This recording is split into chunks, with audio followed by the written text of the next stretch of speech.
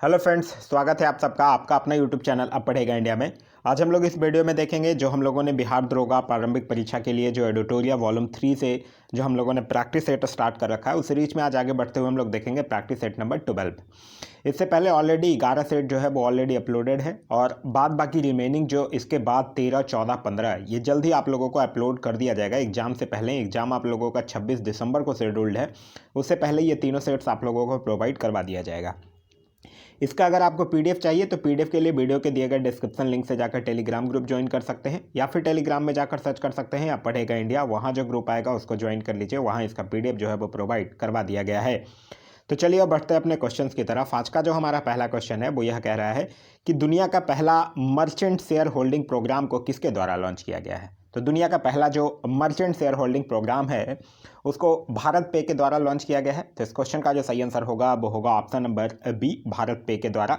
भारत पे की अगर बात कीजिएगा तो भारत पे की स्थापना जो है वो 2018 में हुआ है और इसका मुख्यालय जो है मतलब हेडक्वार्टर जो है वो न्यू दिल्ली में स्थित है। नेक्स्ट क्वेश्चन कह रहा है कि हबीबगंज रेलवे स्टेशन का नाम बदलकर क्या रखा गया है। तो हबीबगंज रेलवे स्टेशन का नाम बदलकर अब रख दिया गया है रानी कमलापति स्टेशन। तो इस क्वेश्चन का सही आंसर होगा वो होगा ऑप्शन नंबर सी, रानी कमलापति स्टेशन। ध्यान रखिएगा हबीबगंज रेलवे स्टेशन जो है वो देश का पहला पीपीपी मॉडल पर आधारित रेलवे स्टेशन है। नेक्स्ट क्वेश्चन है कि EX शक्ति 2021 सैन्य अभ्यास जो है वो किन दो देशों के मध्य आयोजित किया गया है। तो यह जो है वो भारत और फ्रांस के बीच आयोजित किया गया है। तो इस क्वेश्चन का जो सही आंसर होगा वो होगा ऑप्शन नंबर ए, भारत और फ्रांस के बीच। यह जो है वो भारत और फ्रांस के बीच एक नौसेना अभ्यास है जिसका आयोजन जो है वो फ्रीजस फ्रांस में किया गया है।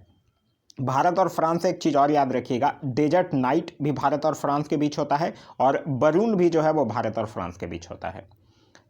नेक्स्ट क्वेश्चन कह रहा है कि हाल ही में भारत का पहला अपंग क्लिनिक जो है वो कहाँ खोला गया है। तो भारत का पहला अपंग क्लिनिक जो है वो चंडीगढ़ में खोला गया है। तो इस क्वेश्चन का सही आंसर होगा वो होगा ऑप्शन नंबर डी, चंडीगढ़ में।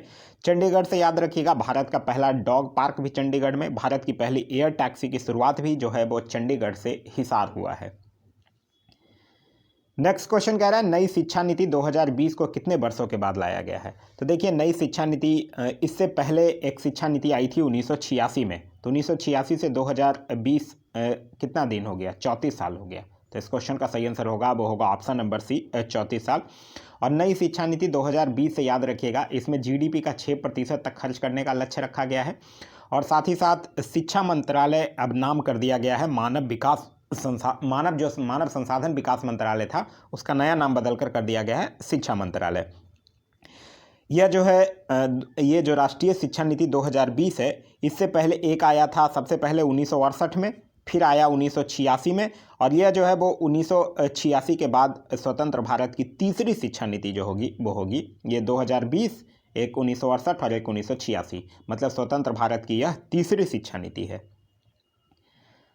आगे कह रहा है कि आर्थिक सर्वेक्षण 2020-21 के अनुसार सबसे ज़्यादा रोजगार देने वाला क्षेत्र कौन सा है। तो आर्थिक सर्वेक्षण 2020-21 के अनुसार सबसे ज़्यादा रोजगार देने वाला क्षेत्र है कृषि क्षेत्र। तो इस क्वेश्चन का सही आंसर होगा वो होगा ऑप्शन नंबर सी, कृषि क्षेत्र। अच्छा, अगर आपसे पूछे तो सबसे ज़्यादा GDP का योगदान किस में है, GDP में किसका योगदान है, तब आपका आंसर हो जाएगा सेवा क्षेत्र।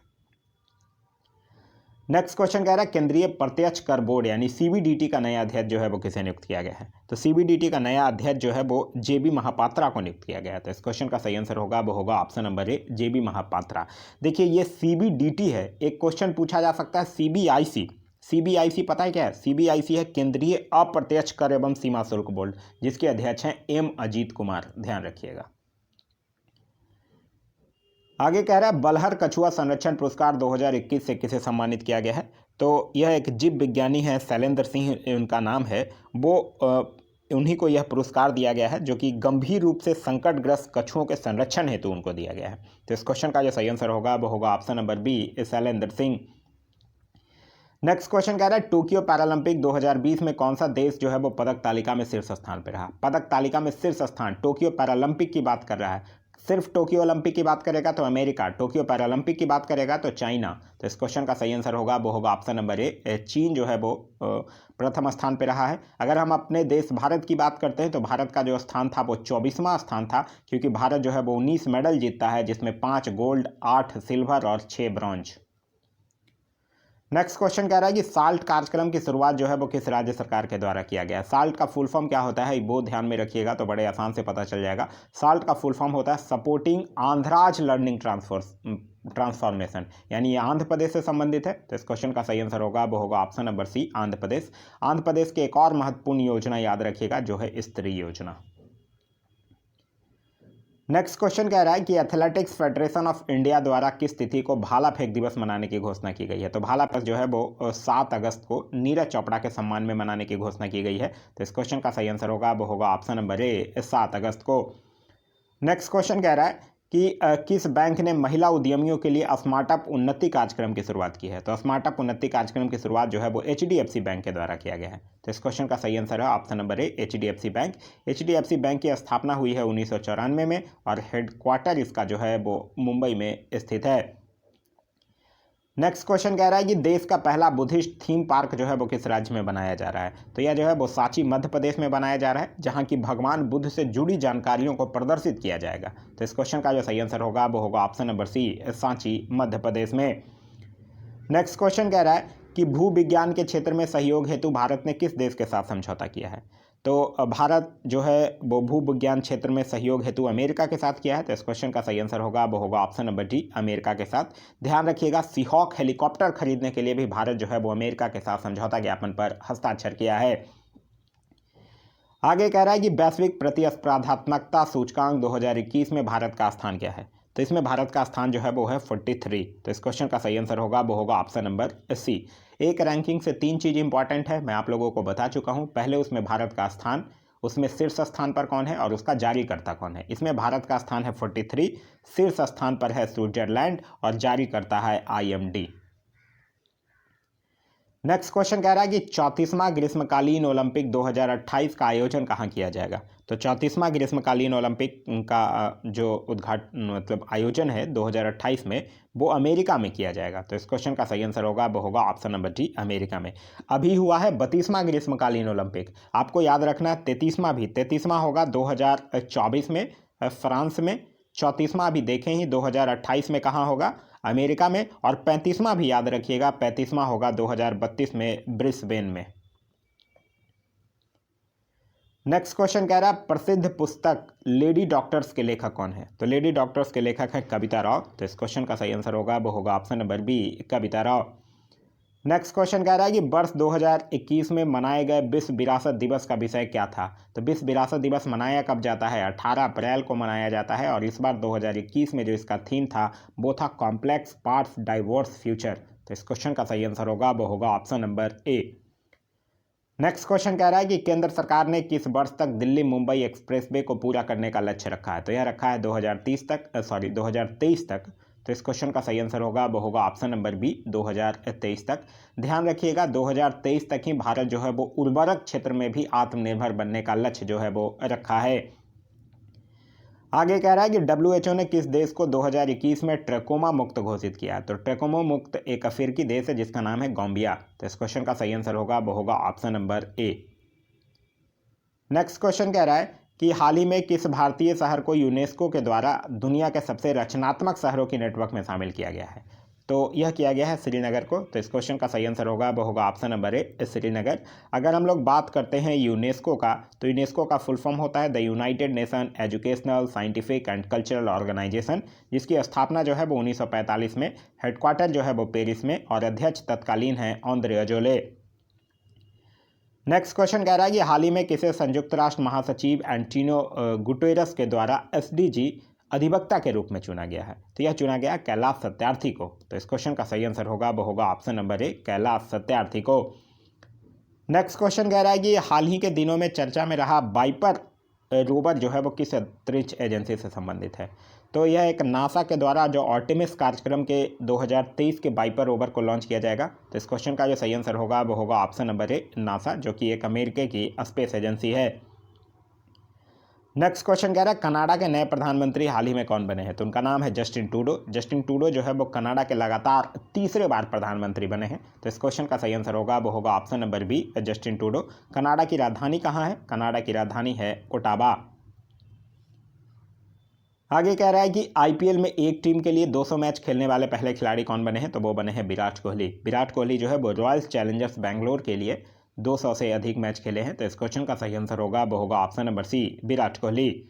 यहाँ से आगे मैथ्स के क्वेश्चन है। मैथ्स के क्वेश्चन का सॉल्यूशन जो है वो पीडीएफ के लास्ट में अटैच है। पीडीएफ के लिए मैं आप लोगों को बता ही चुका हूँ कि आप लोगों को अगर आप पीडीएफ चाहिए तो पीडीएफ के लिए वीडियो के दिए गए डिस्क्रिप्शन लिंक से जाकर टेलीग्राम ग्रुप ज्वाइन कर सकते हैं, या फिर टेलीग्राम में जाकर सर्च कर लीजिए अब पढ़ेगा इंडिया, वहाँ जो ग्रुप आएगा उसको ज्वाइन कर लीजिए। वहाँ इसका पूरा पीडीएफ जिसके लास्ट में मैथ्स के सॉल्यूशन भी अटैच्ड हैं। आगे कह रहा है कि भारत का सबसे बड़ा तटीय झील कौन सा है। तो भारत के अगर सबसे बड़े तटीय झील की बात कीजिएगा तो वो है चिल्का झील, जो कि उड़ीसा में स्थित है और खरे पानी की झील है। तो इस क्वेश्चन का सही आंसर होगा वो होगा ऑप्शन नंबर बी, चिल्का झील। नेक्स्ट क्वेश्चन कह रहा है कि भारतीय उपमहाद्वीप में सम्मिलित देशों की कुल संख्या कितनी है। तो भारतीय उपमहाद्वीप में 5 देश हैं, भारत, पाकिस्तान, बांग्लादेश, नेपाल और भूटान। तो इस क्वेश्चन का सही आंसर होगा वो होगा option number B, 5। Next question कह रहा है मैकाल पहाड़ी के शिखर का नाम क्या है। तो देखिए मैकाल पहाड़ी के सर्वोच्च एक शिखर है अमरकंटक, जिसकी ऊंचाई जो है वो लगभग 1036 मीटर है और इस चोटी के पश्चिम से नर्मदा नदी, उत्तर से सोन नदी और दक्षिण से महानदी का उद्गम होता है। तो इस क्वेश्चन का सही आंसर होगा वो होगा option number C, Amarkantak. Next question कह रहा है कि धौलाधर एवं मसूरी हिमालय के किस श्रेणी के अंतर्गत आते हैं। तो धौलाधर और मसूरी जो है वो लघु हिमालय के अंतर्गत आता है। तो इस क्वेश्चन का जो सही आंसर होगा वो होगा ऑप्शन नंबर सी, लघु हिमालय। लघु हिमालय को मध्य हिमालय या हिमाचल श्रेणी के नाम से भी जाना जाता है और इसी श्रेणी के अंतर्गत धौलाधर, मसूरी, पीर पंजाल ये सब जो है वो लघु हिमालय के ही अंतर्गत आते हैं। नेक्स्ट क्वेश्चन कह रहा है निम्नलिखित में से किस द्वीप को अग्नि द्वीप के नाम से भी जाना जाता है। तो यह जाना जाता है आइसलैंड द्वीप को। तो इस क्वेश्चन का जो सही आंसर होगा वो होगा ऑप्शन नंबर बी, आइसलैंड द्वीप। आइसलैंड द्वीप स्थित कहाँ है? यह द्वीप जो है वो उत्तरी अटलांटिक महासागर में स्थित है, ध्यान रखिएगा। नेक्स्ट क्वेश्चन कह रहा है भारत का क्षेत्रफल जो है वो संपूर्ण विश्व के क्षेत्रफल का कितना प्रतिशत है। तो संपूर्ण विश्व के क्षेत्रफल का 2.24% है। तो इस क्वेश्चन का जो सही आंसर होगा वो होगा ऑप्शन नंबर, अच्छा यहाँ कह रहा है कि भारत का क्षेत्रफल जो है वो संपूर्ण विश्व के क्षेत्रफल का कितना है, तो वो 2.42% है।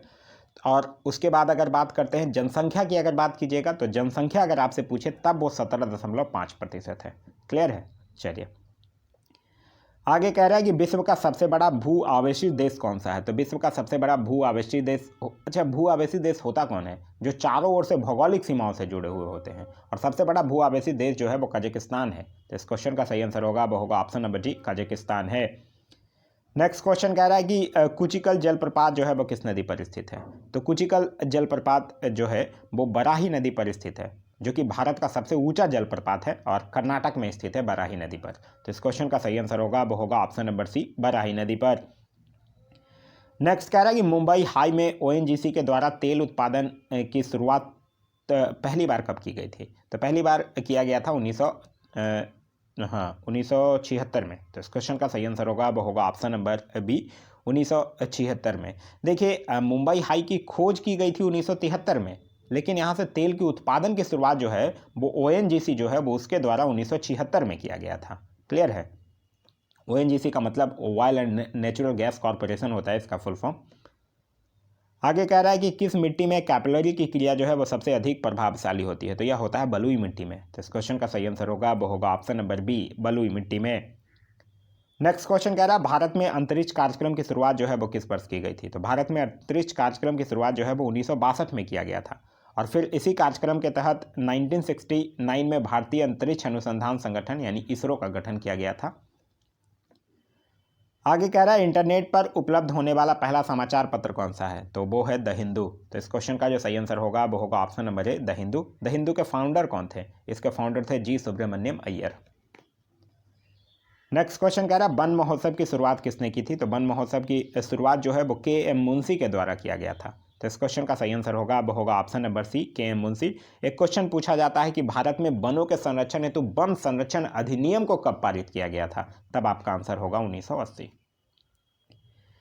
आगे कह रहा है कि भारत सरकार के द्वारा केंद्र में पर्यावरण विभाग की स्थापना कब की गई थी। पर्यावरण विभाग की अगर बात करते हैं तो उसकी स्थापना जो है वो 1980 में किया गया था। तो इस क्वेश्चन का सही आंसर ऑप्शन है नहीं यहाँ 1980, लेकिन पर्यावरण विभाग की स्थापना जो है वो 1980 में ही किया गया था। और वर्तमान में केंद्रीय पर्यावरण मंत्री जो है वो है भूपेंद्र यादव, पर्यावरण, श्रम, वन एवं जलवायु मंत्री। आगे कह रहा है पर्यावरण से संबंधित ग्रीन पीस इंटरनेशनल का मुख्यालय कहाँ है? तो ग्रीन पीस इंटरनेशनल का मुख्यालय जो है वो एम्स्टर्डम में है। तो इस क्वेश्चन का सही आंसर होगा वो होगा ऑप्शन नंबर सी, जो कि नीदरलैंड में है ये, और इसकी स्थापना जो है वो 1971 में हुआ था। आगे कह रहा है स्टेट बैंक ऑफ इंडिया का मुख्यालय कहाँ स्थित है? तो स्टेट बैंक ऑफ इंडिया का मुख्यालय जो है वो मुंबई में स्थित है। तो इस क्वेश्चन का सही आंसर होगा वो होगा ऑप्शन नंबर डी। इसकी स्थापना जो है वो 1921 में हुआ था, जब इसका नाम था इंपीरियल बैंक ऑफ इंडिया। फिर 1955 में इसका नाम बदलकर स्टेट बैंक ऑफ इंडिया कर दिया गया, और अभी तत्कालीन इसके जो अध्यक्ष हैं उनका नाम है दिनेश कुमार खारा। आगे कह रहा है करेंसी नोट प्रेस जो है वो कहाँ पर स्थित है? तो करेंसी नोट प्रेस जो है वो नासिक महाराष्ट्र में स्थित है, जहाँ की 10, 50, 100, 500 रुपये का नोट छपता है। तो इस क्वेश्चन का सही आंसर होगा वो होगा ऑप्शन नंबर सी, नासिक में। नेक्स्ट क्वेश्चन कह रहा है जीएसटी परिषद के अध्यक्ष निम्न में से कौन होते हैं? तो जीएसटी परिषद के अध्यक्ष होते हैं जो तत्कालीन वित्त मंत्री होते हैं, और अभी कौन है? निर्मला सीतारमन है।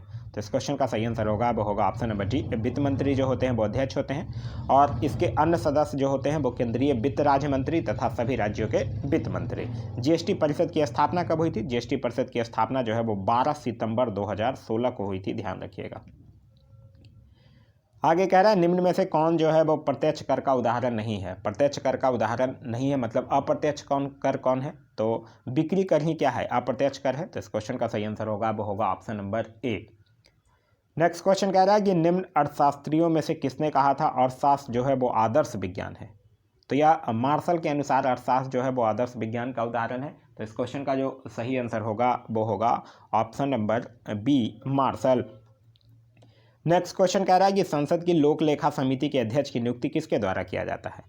तो देखिए लोक लेखा समिति की अगर बात करते हैं तो इसमें जो जनरली विपक्षी दल का नेता होता है वही इसका अध्यक्ष होता है, ऐसी परंपरा चलते आ रही है, और इसकी नियुक्ति जो है वो लोकसभा अध्यक्ष के द्वारा किया जाता है। तो इस क्वेश्चन का सही आंसर होगा वो होगा ऑप्शन नंबर डी, लोकसभा अध्यक्ष।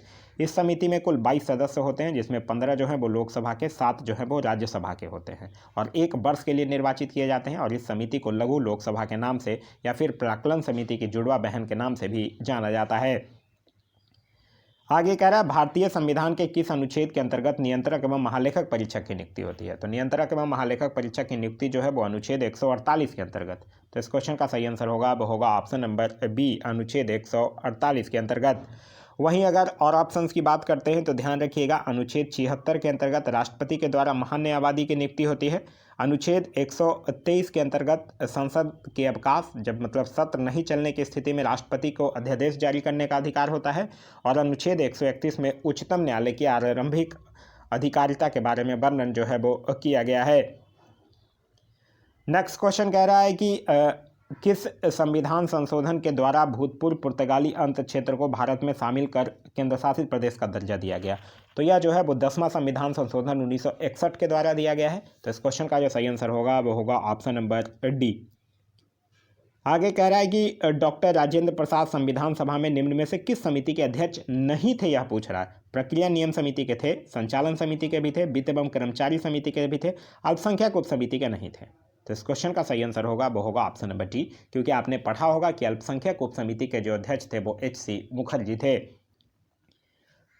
आगे कह रहा है कि ब्रिटिश सरकार में कानून निर्माण प्रक्रिया में भारतीय प्रतिनिधि को शामिल करने की शुरुआत जो है वो किस अधिनियम के द्वारा किया गया था? तो यह किया गया था भारत परिषद अधिनियम 1861 के द्वारा। तो इस क्वेश्चन का सही आंसर होगा वो होगा ऑप्शन नंबर बी, भारत परिषद अधिनियम 1861 के द्वारा। इसके अलावा इस अधिनियम के द्वारा विभागीय प्रणाली शुरू की गई थी, गवर्नर जनरल को अध्यादेश जारी करने का अधिकार दिया गया था, गवर्नर जनरल की कार्यकारिणी परिषद का विस्तार किया गया था। यह सब जो है वो भारत परिषद अधिनियम 1861 के द्वारा ही किया गया था। नेक्स्ट क्वेश्चन कह रहा है कि निम्नलिखित में से किस अनुच्छेद के अंतर्गत राज्यों में पंचायतों का चुनाव करवाया जाता है? तो राज्यों में पंचायतों का चुनाव जो है वो अनुच्छेद 243 के। तो इस क्वेश्चन का सही आंसर होगा वो होगा ऑप्शन नंबर डी, सी के थ्रू। याद रखिएगा 243 के सी में पंचायतों के गठन की बात कही गई है, और 243 के ई में पंचायतों का कार्यकाल का विवरण दिया गया है। आगे कह रहा है कि राज्य मानवाधिकार आयोग यानी स्टेट ह्यूमन राइट कमीशन में अध्यक्ष सहित कुल कितने सदस्य होते हैं? तो देखिए राज्य मानवाधिकार आयोग में 1 अध्यक्ष और 2 अन्य सदस्य होते हैं। तो इस क्वेश्चन का जो सही आंसर होगा वो होगा ऑप्शन नंबर ए, 3।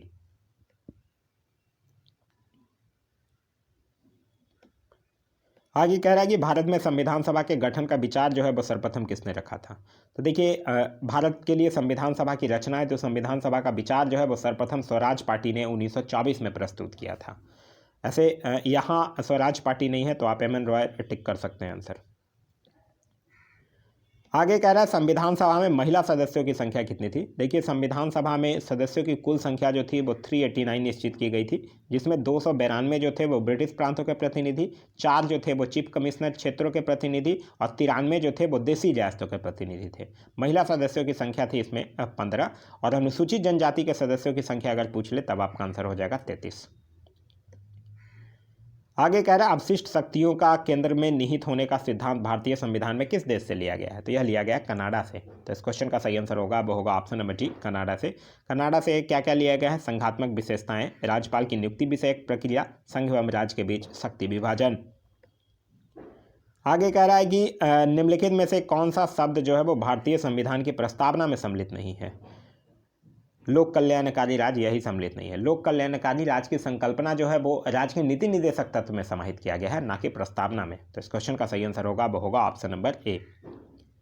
आगे कह रहा है निम्नलिखित में से किस बाद में उच्चतम न्यायालय ने यह व्यवस्था दी है कि प्रस्तावना जो है वो संविधान का एक अंग है। तो यह दिया है केशवानंद बनाम भारती बाद 1973 में। तो इस क्वेश्चन का सही आंसर होगा वो होगा option number A, Keshavananda Bharati बाद में। आगे कह रहा है कि प्राचीन महाजनपद में निम्नलिखित में से कौन सा आधुनिक क्षेत्र शामिल नहीं था। तो देखिए 16 महाजनपदों की बात होती है जो अंगुत्तर निकाय से पता चलता है, जिसमें मगध जो है वो सबसे शक्तिशाली जनपद था, जिसमें दक्षिण बिहार का पटना, गया, शाहाबाद ये सब का क्षेत्र शामिल था, लेकिन मुजफ्फरपुर शामिल नहीं था। तो इस क्वेश्चन का सही आंसर होगा वो होगा ऑप्शन नंबर ए, मुजफ्फरपुर। आगे कह रहा है ऋग्वेद में आर्य शब्द का प्रयोग जो है वो कितनी बार मिला है। तो ऋग्वेद में आर्य शब्द का प्रयोग जो है वो 36 बार मिला है। तो इस क्वेश्चन का सही आंसर होगा वो होगा ऑप्शन नंबर सी, 36 बार।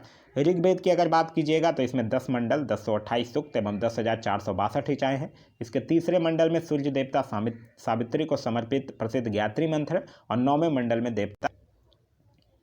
आगे कह रहा है कि चंद्रगुप्त के शत्रुओं के विरुद्ध चाणक्य ने जो चाल चली उनकी विस्तृत कथा निम्न में से किस में मिलती है। तो वह मिलता है मुद्रा राक्षस में। तो इस क्वेश्चन का जो सही आंसर होगा वो होगा ऑप्शन नंबर डी, मुद्रा राक्षस, जो कि विशाख दत्त के द्वारा 9वीं सदी में रचित की गई थी।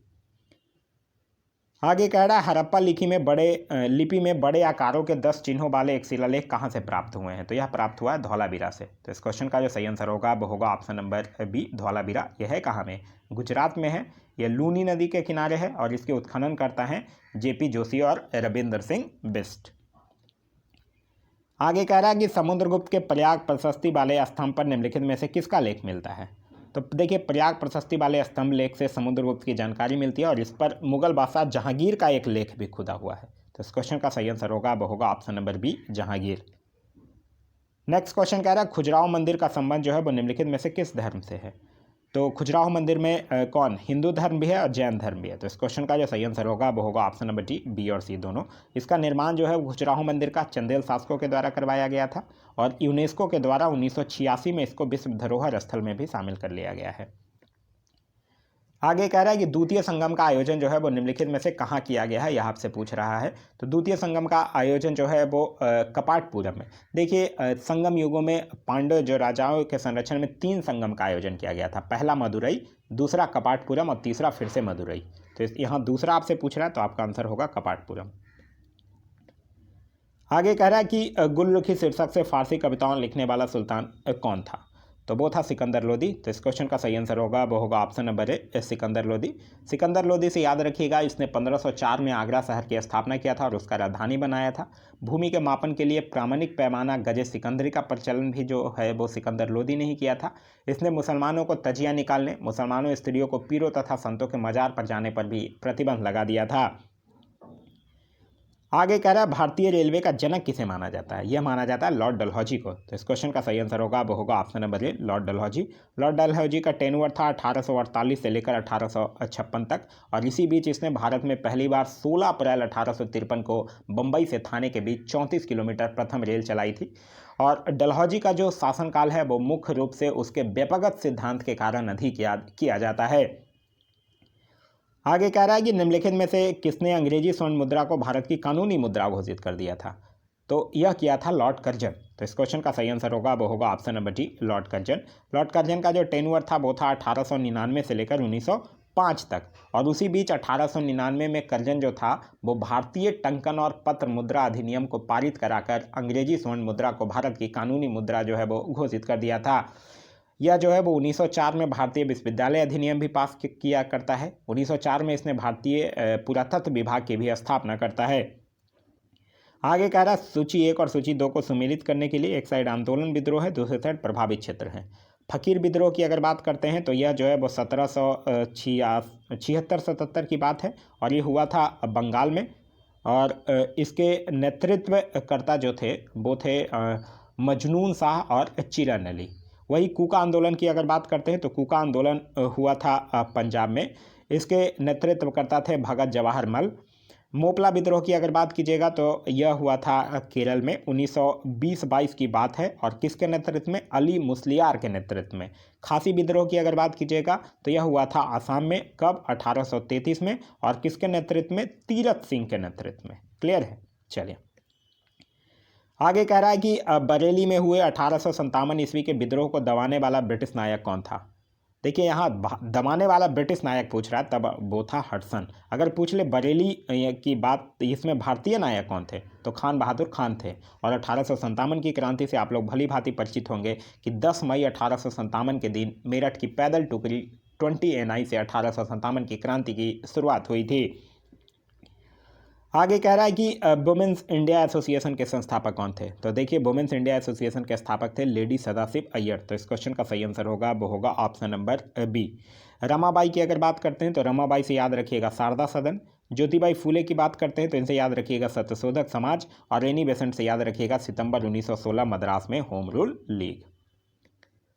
आगे कह रहा है निम्नलिखित में से कौन सा यस्क जो है वो एल्युमिनियम का नहीं है, यह पूछ रहा है। तो कोर्डम ही नहीं है, कोर्डम एल्युमिनियम। अच्छा कौन सा यस्क एल्युमिनियम का है? हाँ तो कोर्डम जो है वो एल्युमिनियम का यस्क है। बाद बाकी नाइडर जो है वो पोटेशियम का हो जाएगा, फ्लोस्पार जो है वो कैल्शियम का होगा और बेराइट जो है वो बेरियम का यस्क है। यहाँ आपसे पूछा है एल्युमिनियम का कौन है, तो वो कोर्डम ही है। तो इस क्वेश्चन का सही आंसर होगा वो होगा ऑप्शन नंबर ए। आगे कह रहा है पुरान तेल चित्रों के रंगों का फिर से उभारने के लिए किसका प्रयोग किया जाता है? तो पुराने यहाँ पुराने हैं, पुराने जो तैल चित्रों के रंगों को फिर से उभारने और बालों की ब्लीचिंग करने, इन दोनों में हाइड्रोजन पेरोक्साइड का प्रयोग किया जाता है। तो इस क्वेश्चन का सही आंसर होगा वो होगा option number B, hydrogen peroxide का। आगे कह रहा है निम्नलिखित में से कौन जो है वो सुमेलित नहीं है, यह आपसे पूछ रहा है। सबसे हल्की धातु लिथियम सुमेलित है, सबसे भारी धातु ओसियम सुमेलित है, सबसे कठोर धातु टंगस्टन सुमेलित नहीं है, क्योंकि सबसे कठोर धातु जो है वो क्रोमियम होता है, ना कि टंगस्टन। तो इस क्वेश्चन का जो सही आंसर होगा वो होगा ऑप्शन नंबर सी। आगे कह रहा है आवर्त सारणी में किस ब्लॉक के सभी तत्व जो हैं वो धातु हैं? तो एफ ब्लॉक के। तो इस क्वेश्चन का सही आंसर है option number D, F block. Next question कह रहा है कि सर्वाधिक आयनन विभव वाला तत्व निम्नलिखित में से कौन है? तो सर्वाधिक आयनन विभव वाला तत्व पूछेगा तो हीलियम हो जाएगा। सीजियम से याद रख सकते हैं कि न्यूनतम आयनन विभव वाला तत्व है सीजियम। फ्लोरीन से याद रखते हैं सर्वाधिक विद्युत ऋणात्मक तत्व है। हाइड्रोजन से याद रख सकते हैं सबसे हल्का तत्व है। आगे कह रहा है मतदान के समय प्रयुक्त अमीट स्याही किस पदार्थ से बनती है? तो यह जो है वो सिल्वर नाइट्रेट से बनती है। तो इस क्वेश्चन का सही आंसर होगा वो होगा option number C, silver nitrate से बनती है। वहीं सिल्वर आयोडाइड से याद रख सकते हैं कृत्रिम वर्षा कराने में सिल्वर आयोडाइड का प्रयोग होता है। और सिल्वर ब्रोमाइड से याद रखते हैं फोटोग्राफी में सिल्वर ब्रोमाइड का प्रयोग किया जाता है। आगे कह रहा है कि कोल गैस निम्न में से कौन सी है? तो कोल गैस H2+CH4+CO, मतलब मुख्यतः हाइड्रोजन, मीथेन और कार्बन मोनोऑक्साइड का होता है मिश्रण यह। तो इस क्वेश्चन का सही आंसर होगा वो होगा ऑप्शन नंबर ए। आगे कह रहा है कि कार्य की इकाई क्या है? तो कार्य बराबर क्या होता है? बल और बल की दिशा में विस्थापन। तो kg मीटर स्क्वायर पर सेकंड स्क्वायर होगा। तो इस क्वेश्चन का सही आंसर होगा वो होगा ऑप्शन नंबर ए। आगे कह रहा है कि टेलीविजन के रिमोट कंट्रोल में किस प्रकार की तरंगों का उपयोग किया जाता है? तो इसमें अवरक्त किरणों का प्रयोग किया जाता है। तो इस क्वेश्चन का जो सही आंसर होगा वो होगा ऑप्शन नंबर बी, अवरक्त किरण का प्रयोग किया जाता है। इससे रोगियों की शिकायत भी की जाती है। इसकी खोज जो है वो हर्शल के द्वारा किया गया था। इसका आवृत्ति प्रतिशत जो है वो 10⁻12 से लेकर 10⁻10 तक होता है। और इसका प्रयोग जो है वो कोहरे में फोटोग्राफी में भी किया जाता है। आगे कह रहा है कि दबाव बढ़ने से बर्फ के गलनांक पर क्या प्रभाव पड़ता है? तो दबाव जब बढ़ाइएगा तो बर्फ का गलनांक जो है वो घटेगा। तो इस क्वेश्चन का सही आंसर होगा वो होगा ऑप्शन नंबर बी, घटता है। नेक्स्ट क्वेश्चन कह रहा है कि पायरोमीटर का प्रयोग निम्नलिखित में से किसके मापन में किया जाता है? तो पायरोमीटर का प्रयोग जो है वो उच्च तापमान मापन के लिए किया जाता है। तो इस क्वेश्चन का जो सही आंसर होगा वो होगा ऑप्शन नंबर सी, उच्च तापमान। जैसे सूर्य हो गया, तारा हो गया, ये सब का तापमान जो है वो इसके सहायता से ही मापा जाता है। आगे कह रहा है कि यांत्रिक ऊर्जा को ध्वनि ऊर्जा में रूपांतरित करने वाला उपकरण कौन सा है? डायनेमो नहीं, क्योंकि डायनेमिक यांत्रिक ऊर्जा को विद्युत ऊर्जा में करता है। माइक्रोफोन की बात कीजिएगा तो ये भी नहीं, क्योंकि माइक्रोफोन ध्वनि ऊर्जा को विद्युत ऊर्जा में करता है। लाउड स्पीकर भी नहीं, क्योंकि लाउड स्पीकर विद्युत ऊर्जा को ध्वनि ऊर्जा में करता है। सितार, हाँ सितार सही है, क्योंकि सितार जो है वो यांत्रिक ऊर्जा को ध्वनि ऊर्जा में रूपांतरित करता है। तो इस क्वेश्चन का सही आंसर होगा वो होगा ऑप्शन नंबर सी। आगे कह रहा है कि न्यूटन के किस गति नियम से बल की परिभाषा मिलती है? तो यह मिलता है प्रथम गति नियम से, जिसको कि हम लोग गैलीलियो का नियम या जड़त्व का नियम भी कहते हैं। तो इस क्वेश्चन का जो सही आंसर होगा वो होगा ऑप्शन नंबर ए, प्रथम गति नियम। आगे कह रहा है कि नाभि के अलावा कोशिका के किस कोशिकांग में डीएनए होता है? तो यह होता है माइटोकॉन्ड्रिया में। तो इस क्वेश्चन का जो सही आंसर होगा वो होगा ऑप्शन नंबर ए, माइटोकॉन्ड्रिया में।